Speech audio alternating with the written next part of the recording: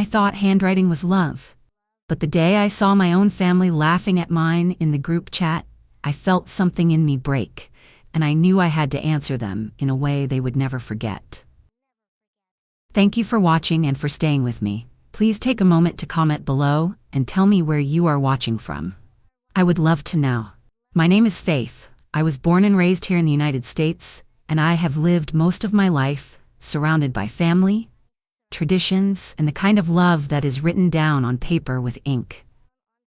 I grew up in a time when people didn't need phones to keep in touch. We wrote letters, we sent cards, and those words carried meaning because you could feel the hand behind them, the effort, the pauses, the little imperfections that made it real. For me, handwriting was never just a way to communicate. It was a way to leave a piece of myself with someone else. A piece they could hold in their hands long after my voice had faded from their memory.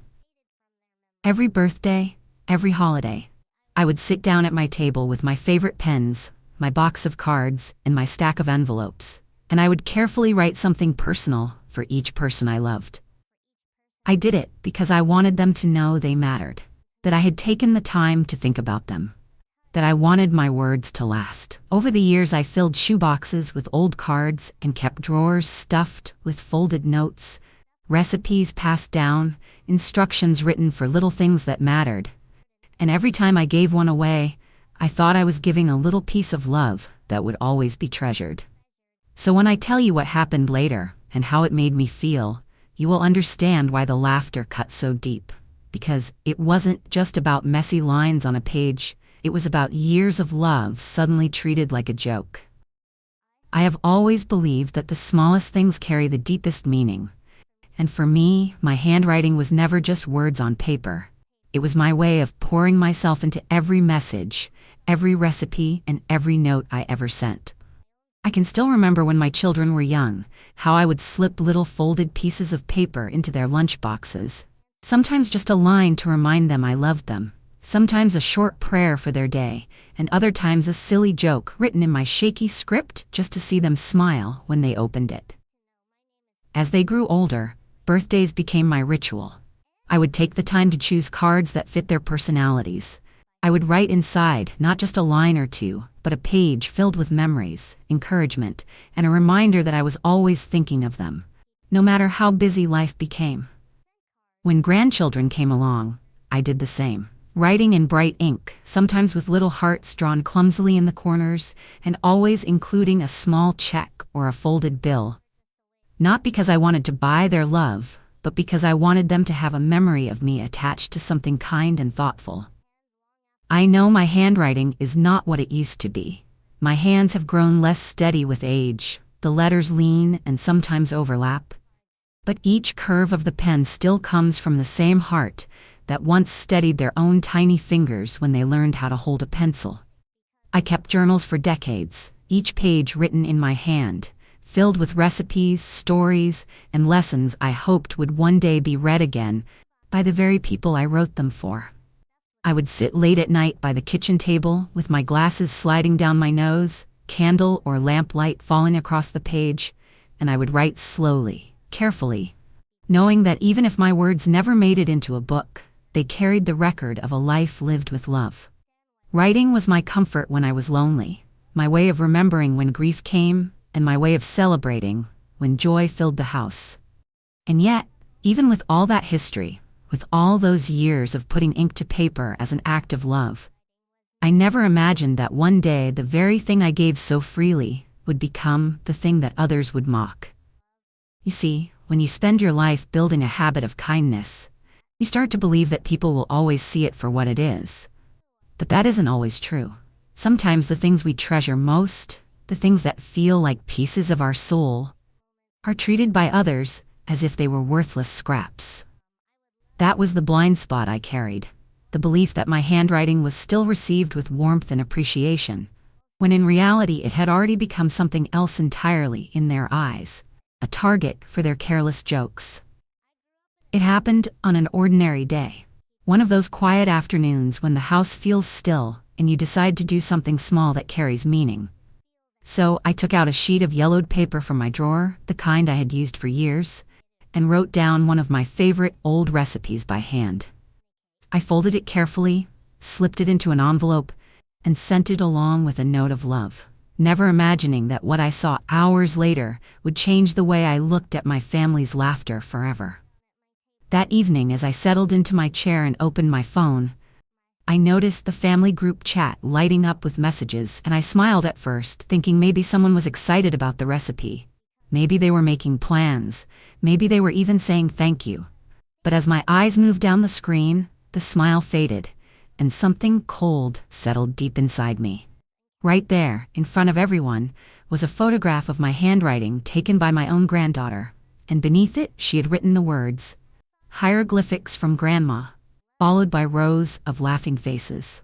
I stared at it for a long moment, unable to breathe, and then the replies began to pour in, one voice after another adding to the pile. "Is this even English?" someone wrote. "She should have typed it like normal people," another added, and then came more laughter, more little jabs, as if the effort, the years, and the heart behind every line of ink meant nothing at all. My hands trembled as I held the phone, and I could almost hear the echo of their laughter in my ears. Sharp and careless, not realizing or not caring that I was right there in the same chat, reading every single word. I didn't type a reply. I didn't defend myself. I didn't remind them of the birthday cards, the Christmas letters, the notes I had tucked into their lunches, or the bedtime stories I had once written out so they could read them again on their own. I just sat there, staring at the screen, feeling something heavy press against my chest.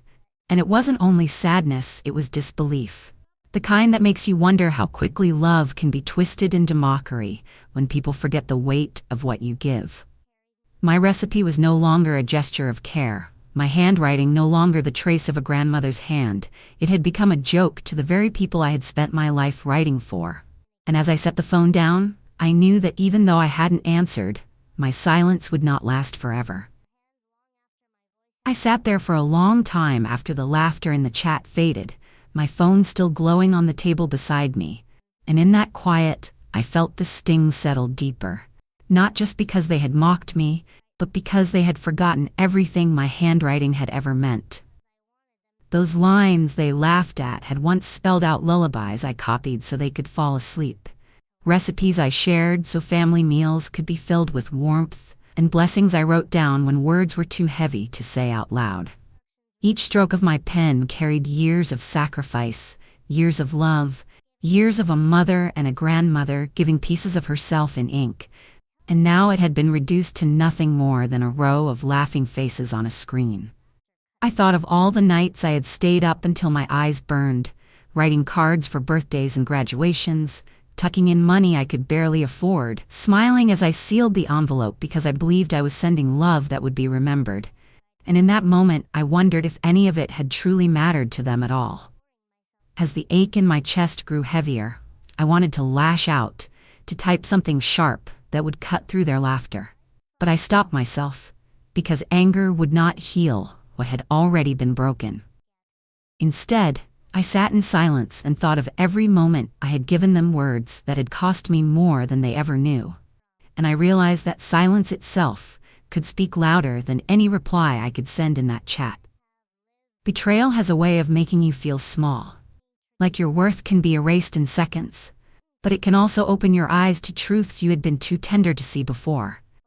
And that night, as I laid my phone down and closed my eyes, I told myself that if they could not value my handwriting, then perhaps it was time to show them exactly what they had overlooked. My heart hurt, yes, but somewhere beneath that hurt, a quiet strength began to rise, and I knew that their laughter would not be the last word written in this story. In the days that followed, I kept to myself, carrying their words in the quiet corners of my heart, and though the sting did not fade quickly, it slowly gave way to reflection, the kind that makes you search through old memories for pieces of comfort.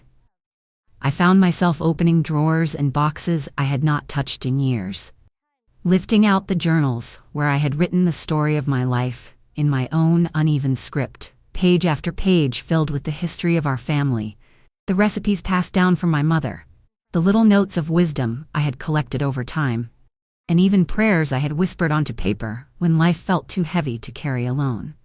As I turned the pages, I realized that every shaky line was not just handwriting. It was a record of love, of devotion, of survival, of a woman who had poured herself out for those she loved. And while some chose to laugh at the way it looked, others still saw the beauty of what it meant. I thought of Sarah, my niece, the only one who had ever written back to me in her own hand, sending letters instead of quick messages, reminding me that there were still people who valued more than the speed of typed words. I remembered how she once called my handwriting a treasure, saying it felt like holding my fingerprints on paper, something that connected her to me in a way no phone screen could ever do. That memory soothed me, because it proved that not everyone had forgotten, not everyone had dismissed what I gave. And in that moment, I understood that betrayal, though painful, does not erase the worth of the gift itself. It only reveals who is truly able to recognize it. So while the mocking voices echoed in one part of my heart, the quiet voice of Sarah's gratitude echoed in another. And slowly I began to see that their laughter had not diminished my words. It had only prepared the way for me to decide where my love and legacy truly belonged. That was when the thought began to form in my mind, slow at first like a whisper, but growing stronger with every page I turned and every memory that passed through my hands. And I realized I did not need to raise my voice or fight for their respect. I only needed to show them the true weight of what they had mocked. I gathered my old letters, the journals that held the story of my life, the recipes smudged with flour from kitchens long past, the instructions I'd written carefully for heirlooms so they would not be lost, and even the first draft of my will, all written in the same script they had turned into a joke. My hands trembled as I sorted through the piles, but not from weakness, from the heavy truth that these words, these pages, represented a lifetime, and they deserved to be seen for what they were, not laughed at like scribbles on a screen. I decided that if they could not honor the handwriting that carried my love, then I would place it in the hands of the one person who always had, the one who had never failed to answer me with gratitude and care. With each page I touched, I felt a mixture of sadness and determination. Sadness because I wished it had not come to this, and determination because I knew it was time to stop giving my pearls to those who could not see their value. In that quiet moment, I promised myself that my silence would not be wasted. It would be turned into action. And that action would speak louder than any reply I could have ever sent in that group chat.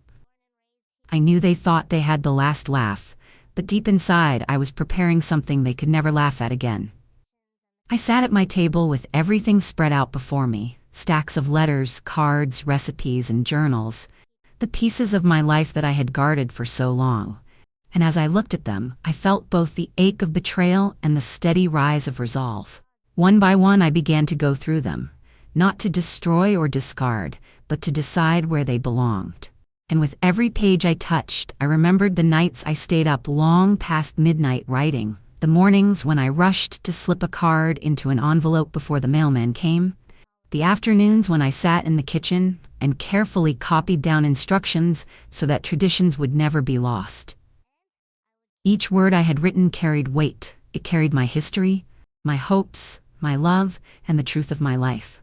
And I could no longer bear the thought of that weight being laughed at, brushed aside, or forgotten by those who saw only shaky letters and not the heart that had placed them there. So I took out clean paper and began to write one last note, not rushed or careless, but slow and deliberate, each curve of the pen steady even as my hand trembled, because I knew this note would not just be words. It would be my final act of love in the only form I had ever truly known how to give it. When it was finished, I set it aside, then turned to the rest of my collection, and I began the long work of rewriting, not by hand this time, but by typing, scanning, and digitizing, making sure that every recipe, every memory, every instruction would be preserved in a form that could not be mocked or dismissed so easily. It was exhausting work, hours of sitting with memories, hours of staring at a screen instead of paper, but it gave me a strange peace, because as I typed I thought of Sarah, the one who had always honored my words, and I knew exactly who I was doing this for. When it was done, I placed the handwritten note on top of the digital files, a blessing and a farewell written in my own hand, and I addressed it all to Sarah. She would be the one to hold my journals, to keep my recipes, to inherit the drafts of my will, because she had proven with every letter she sent back to me that she understood the value of love written on paper. As for the others, the ones who laughed, I prepared something simpler. Something that would not take more than a moment to read, but would settle into their hearts and stay there long after the laughter had died. I wrote an email, plain and clear, and as I finished the words, I felt no anger, only a deep, quiet strength rising inside me. The kind that comes when you finally stop begging people to see your worth and decide to show it instead. My silence had been heavy, but now my words, both handwritten and typed, would carry a weight they could not joke away. The next morning, I woke with a calmness that surprised even me, as though the decision I had made had already lifted a weight off my chest. And with steady hands, I opened my computer, attached the files I had spent hours preparing, and wrote out the message that would carry my silence into words. I did not dress it up with flowery language. I did not fill it with long explanations or defenses. I kept it simple and sharp, because I wanted them to feel the truth without being able to laugh it away. The message said, "I have decided to pass on my legacy to the one who values it. May the rest of you never forget how to read real love." I signed my name and pressed send, and as the screen blinked and confirmed the delivery, I leaned back in my chair and felt a strange mixture of sadness and release. Sadness, because it should never have come to this. And release, because I had finally spoken without raising my voice. It didn't take long before the replies began to arrive, one after another, each filled with a different tone. Some with confusion, some with guilt, some with anger thinly covered by excuses. A few tried to laugh it off at first, asking if this was some kind of joke, but when no laughter followed, the silence in that group chat grew heavy, heavier than any words I had left unspoken before. Then came the apologies, little lines of regret, messages asking me to explain, voices suddenly softer than they had ever been. And yet I let them sit unanswered, because my words had already said everything I needed to say. For once they were the ones sitting in silence, staring at their screens, realizing what had been lost, and for once I was not the one carrying the weight of their laughter. I closed my laptop, folded my hands in my lap, and let the quiet settle around me, knowing that sometimes the most powerful reply is the one that cannot be deleted, ignored, or turned into a joke. In the hours that followed, I could almost feel the ripple of my message moving through them, because the silence that had once been filled with laughter was now thick with unease, and guilt began to seep into their words in ways they could not hide. One sent me a private message, saying they had only joined in the laughter because everyone else did. Another said they were sorry, and that they hadn't realized how much those words might have hurt me. And then there were the calls, voices on the other end of the line trembling, some asking to come by, some begging me to forgive. But I stayed quiet, because forgiveness is not a switch you flip. It is a path that must be earned, step by step. I thought of all the years I had poured into them, all the birthdays and holidays I had filled with my handwritten love. And I realized that while apologies can come quickly, respect must be proven slowly. And until then, silence was my answer. I walked through my house that afternoon, passing shelves filled with framed photographs, the same faces that had once smiled at me now flashing through my mind alongside their words of mockery. And I wondered if they saw those pictures differently now. If they remembered the hand behind the notes tucked into their gifts, the prayers scribbled in the corners of their cards, the recipes carefully written so they could carry a piece of home wherever they went. They had laughed at the very thing that connected them to those moments, and now they were left to sit with the truth that those shaky lines of mine carried more weight than they had ever known. I did not answer their calls. I did not open the door. I simply let them feel what silence feels like when it finally turns and looks back at you. And for the first time in a long while, I felt a measure of peace, because they were no longer laughing, they were remembering, and that was enough for now. As the days stretched on, the weight of what I had done seemed to grow heavier for them, and lighter for me, because the quiet that followed was no longer mine to carry. It was theirs. Messages kept appearing in the chat, but they were not the careless jokes that once filled the screen. They were softer, slower, written with hesitation, as though each person was suddenly afraid of saying the wrong thing. I read them all without replying, watching as the ones who had been the loudest in their laughter now stumbled over themselves, trying to prove they had not meant it, trying to show me that their hearts were not as cruel as their words had made them appear. One of them even wrote a long message about how they treasured the birthday cards I had sent over the years, how they kept some of them in a box, though those words came too late to erase the sting of the photo that had been posted for all to mock. It is strange how quickly people can remember your value when you finally remind them of what they stand to lose. And then there was Sarah, dear Sarah, who had no need to apologize because she had never joined in their cruelty. Instead, she called me with tears in her voice, telling me she had received the journals, the recipes, the notes, and the blessing I had left in my own hand. And she said it was the most precious gift she had ever been given. Hearing her voice filled with gratitude made every hour I had spent rewriting and digitizing worth it, because I knew my legacy was safe with someone who truly valued it. She told me she wanted to share one of my letters, the one where I had written about how love is not always loud but steady, with her friends. And though at first I hesitated, I gave her my blessing, because perhaps the very thing they mocked in private could be a light for someone else in the world. A few days later, she called again, her voice trembling with emotion, telling me that hundreds of people had read it and had left comments about how much it touched them, how rare it was to see handwriting filled with such honesty and care. I could not help but think about the irony, how my handwriting, which had been laughed at by the people closest to me, was being celebrated and honored by strangers who had never even met me. In that moment, I realized that love, when written with sincerity, does not need approval from those who refuse to see its worth. It will always find eyes that understand it, hands that treasure it, and hearts that hold it close. That truth gave me peace, in a way I cannot fully describe, because it meant their laughter had not destroyed the meaning of my words. It had only exposed the difference between those who could value them and those who could not.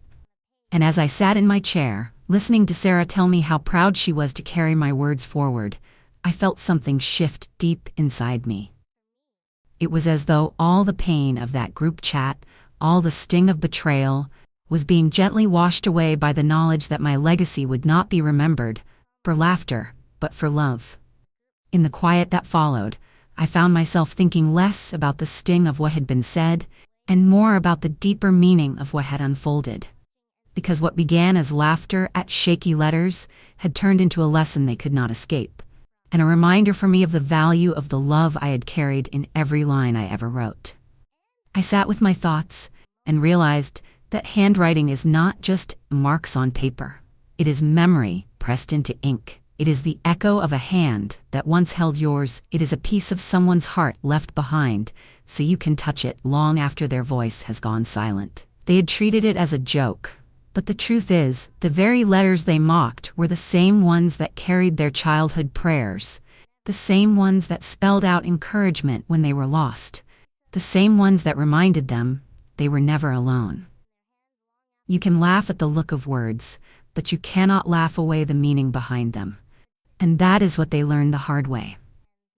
I thought about the old saying that paper fades, and yes, the pages may yellow, the ink may blur, but the memory of what was written never truly disappears. It lingers in the mind and in the heart of the one who received it. That is why Sarah's voice stayed with me, because she reminded me that even if others forget, even if they mock, someone will always see the beauty and the truth in what you give, and that is enough. In the end, the laughter no longer mattered, because what mattered was that my words had endured. They had traveled further than I ever thought they could, and they had left behind something that could not be erased. And as I looked back on it all, I knew that while the pain of betrayal would always leave a mark, the love written in ink would outlast the wound. Because love, once given, never really fades. It only waits to be recognized. And so, I came to see that the handwriting they once mocked had given me something far greater than their approval. It had given me a chance to show them that love is not fragile. It does not crumble under laughter. It endures, it teaches, it humbles, and it leaves its mark long after the paper is folded and put away. They may forget the words they spoke in thoughtless jest, but they will never forget the lesson that followed, because memory has a way of holding on to truth when the noise fades. I no longer carry the sting of their laughter. I carry the peace of knowing my words found a home where they were valued, and that is enough for me. Thank you for staying with me until the end of my story. If it touched your heart, please subscribe so we can share more moments together. And let me know in the comments where you are watching from, and if you have ever held on to something precious that others did not understand.